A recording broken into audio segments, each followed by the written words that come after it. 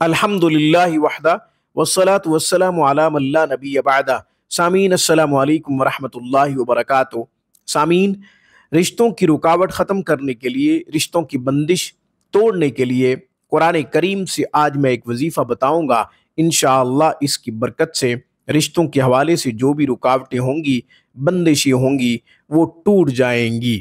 یہ وظیفہ بچیاں کر سکتی ہیں جن کا رشتہ نہیں ہو رہا۔ انشاءاللہ اچھی جگہ پہ رشتہ ہوگا، اچھا رشتہ آئے گا اور وقت پہ رشتہ ہو جائے گا انشاءاللہ۔ لڑکوں کے رشتے نہیں ہو رہے تو یہ وظیفہ وہ خود کریں، انشاءاللہ فائدہ ہوگا، اچھی جگہ پہ رشتہ ہو جائے گا، نیک لڑکی کے ساتھ رشتہ ہو جائے گا۔ بچے یہ وظیفہ نہیں کرنا چاہتے یا یہ ہے کہ ان کو دلچسپی نہیں ہے تو ماں باپ بھی وظیفہ کر سکتے ہیں اپنی اولاد کے لیے۔ انشاءاللہ فائدہ ضرور ہوگا، اچھی جگہ پہ رشتہ ہو جائے گا، نصیب کھل جائیں گے انشاءاللہ۔ قرآن کریم سے کون سی آیات کا انتخاب کیا ہے اور کس صورت سے ان آیات کا انتخاب کیا ہے آگے چل کے بتاتا ہوں۔ وقت کیا ہونا چاہیے، تعداد کتنی ہونی چاہیے، یہ بھی اختصار کے ساتھ انشاءاللہ بتاؤں گا۔ ہمیشہ کی طرح درخواست کروں گا کہ آپ خود بھی قرآن کریم پڑھیں، اپنے بچوں کو بھی صحیح حروف کے ساتھ قرآن ضرور پڑھائیں۔ قرآن کریم کی ایک آیت مبارکہ کا پڑھنا 100 رکعت نفل پڑھنے سے زیادہ افضل ہے۔ علم کا ایک باب سیکھنا 1000 رکعت نفل پڑھنے سے زیادہ افضل ہے۔ اپنے بچوں کو قرآن کی خوب تعلیم دیجیے، یہ آپ کے لیے صدقہ جاریہ ہے۔ آن لائن کلاسز کے لیے، علاج معالجہ کے لیے آپ ہم سے رابطہ کر سکتے ہیں۔ ہفتے کے 7 دن 24 گھنٹے ہماری بہترین اور معیاری سروس سے آپ فائدہ اٹھا سکتے ہیں۔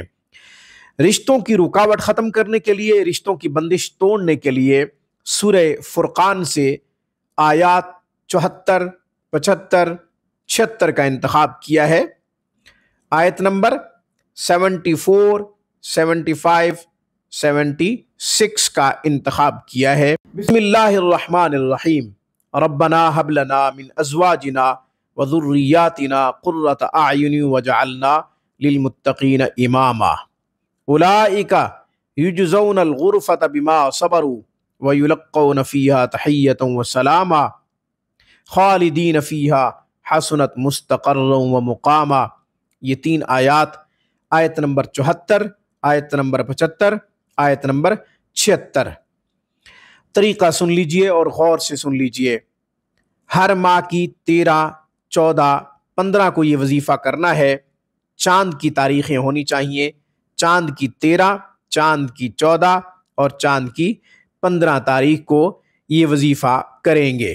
ان تینوں دنوں میں، جن دنوں میں وظیفہ کرنا ہے، روزہ بھی ضرور رکھنا چاہیے۔ رسول اللہ صلی اللہ علیہ وسلم ان 3 دنوں کا روزہ رکھا کرتے تھے، کبھی چھوڑ بھی دیتے تھے اور کبھی رکھ لیا کرتے تھے۔ پیر اور جمعرات کا بھی روزہ رکھتے تھے رسول اللہ صلی اللہ علیہ وسلم۔